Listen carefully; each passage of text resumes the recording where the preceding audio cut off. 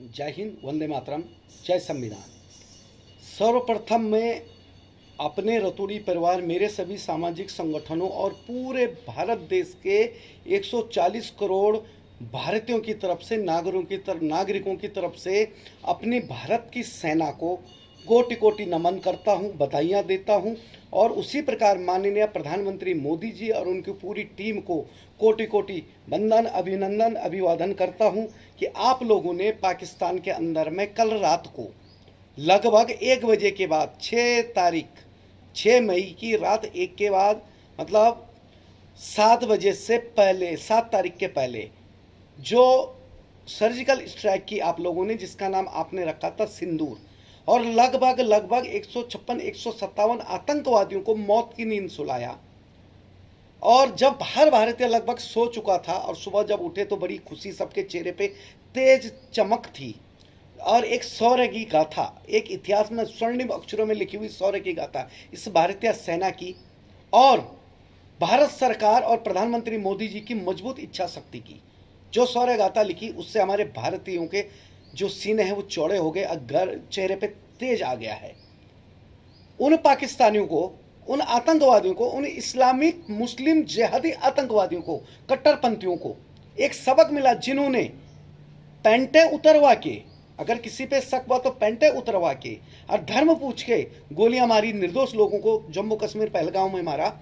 उनके रहनुमाओं पे, उनके समर्थकों पे और उनके जहां पलते हैं पापी पाकिस्तान में पलने वाले लोगों के ऊपर में, उनके मुंह पे जो तमाचा गिरा कि तुमने तो हमें धर्म के नाम पे मारा, पूछ के पेंटे उतरवा के मारा, लेकिन हमने तो शिव तांडव कर दिया पाकिस्तान में आके। लगभग 100 किलोमीटर अंदर घुस करके आप लोगों पे जो स्ट्राइक हुई है वो हमारी शौर्य गाथा लिखेंगी और आपके मुंह पे हमेशा तमाचा गिरता रहेगा, कालिक पुतती रहेंगी।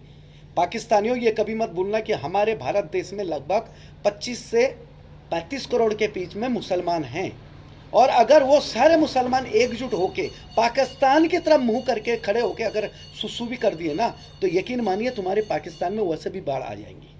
और ये तमांचा उन गद्दारों के मुंह पे भी है, ये सर्जिकल स्ट्राइक का, जो बार बार भारतीय सेना से सर्जिकल स्ट्राइक के युद्ध के सबूत मांगते, भारत सरकार को कटघरे में खड़ा करते हैं। उन जयचंदों के विरोधकों के, उन विरोधी पार्टियों के, खासकर समाजवादी पार्टी और कांग्रेस पार्टी, इनके नेताओं में एक होड़ मची हुई है कि भैया कौन ज्यादा मुस्लिम तुष्टिकरण के चक्कर में, वोट बैंक की फसल काटने के चक्कर में भारत सरकार को कटघरे में खड़ा करता, भारतीय सेना पर उंगली उठाता है। और इन्हीं के ट्वीट, रिट्वीटों को, वीडियो को, इनकी की हुई हर पोस्ट को जो सोशल मीडिया पर ये लोग पोस्ट करते हैं, उसको ये संयुक्त राष्ट्र संघ में पाकिस्तान के लोग दिखाते हैं, पाकिस्तान लोग रिट्वीट करते हैं और बताते हैं कि भारत ने ही अपने ऊपर में हमला करवाया। तो आज सुबह से ऐसे जयचंद गद्दारों के मुंह में दही जमा हुआ है।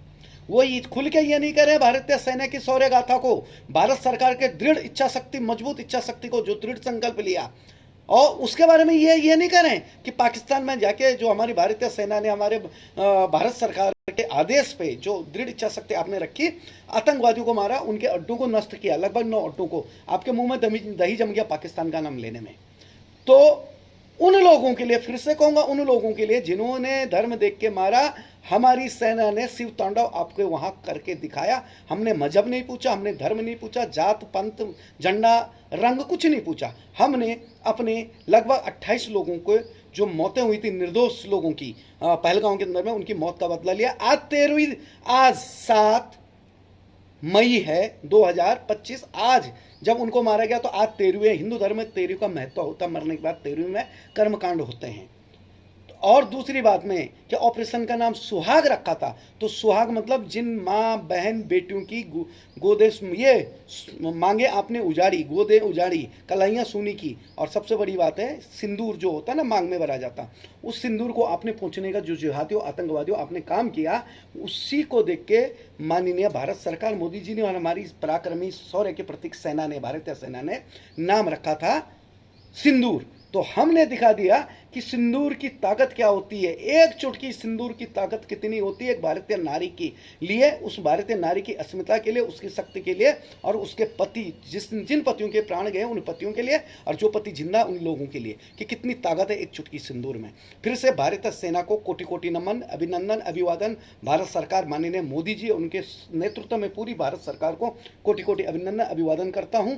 और उन जय चंदों के मुंह पे जिनके मुंह में दही जम गया, उन लोगों के लिए इतना कहना चाहूँगा कि अब समय बदल गया। अब हम 21 सदी को छोड़ के कुछ सालों बाद 22वीं सदी में जाएंगे, और आज का हर भारतीय बहुत जागरूक हो गया है। वो तुम्हारी औकात पहचान गया है कि तुम राजनीतिक दल कम, और इस देश में मुस्लिम इस्लामी तुष्टिकरण गैंग ज़्यादा हो।